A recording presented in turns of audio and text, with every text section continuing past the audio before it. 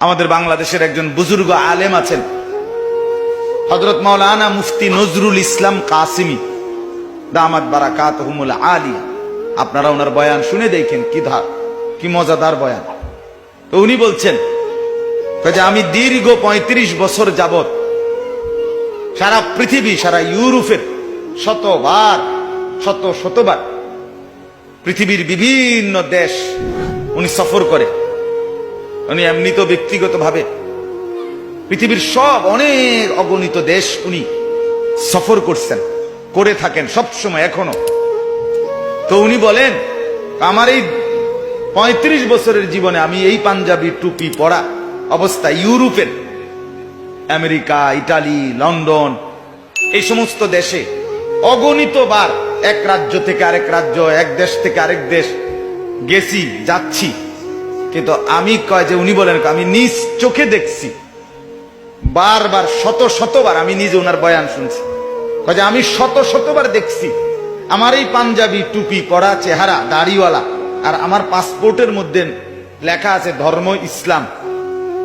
এই কারণে আমার ধর্ম আর আমার পোশাক আমার সাথে মিল আছে, এজন্য কোন এয়ারপোর্টে কোনোদিন আমার 2 মিনিটের জন্য জিজ্ঞাসাবাদের জন্য দেরি করায় নাই।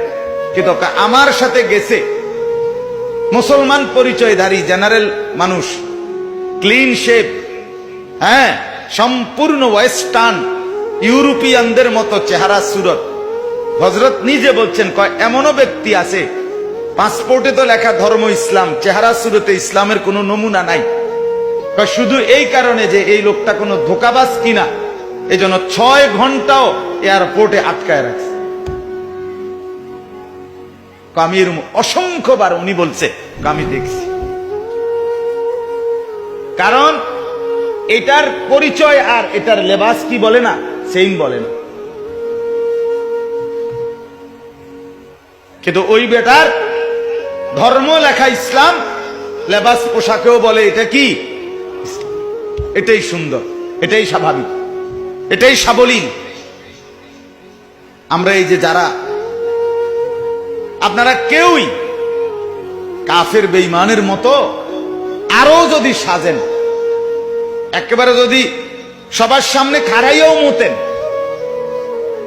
আপনার বিবি, আপনার মেয়ে, আপনার বোন যদি অর্ধ উলঙ্গ কাপড় পরেও যদি হাঁটে, আপনারা ছেলেরা যদি, তোমরা যুবক যদি কাফের বেঈমানের মতো পুরা দেহ বানাও, একেবারে লেখা রাখো বুকের মধ্যে আইএফ মেসি, অথবা আমি এই কোন কাফের না, খোদার কসম, তারপরও তুমি মুসলমান এই পরিচয় থেকে নিজেকে আড়াল করতে পারতা না।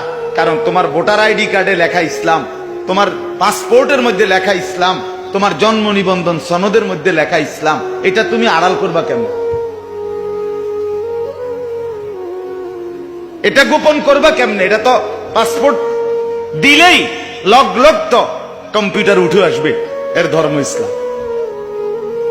জন্ম নিবন্ধন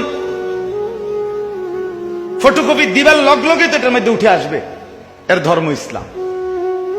এই জন্য ইসলামকে ত্যাগ করে, আল্লাহকে বাদ দিয়ে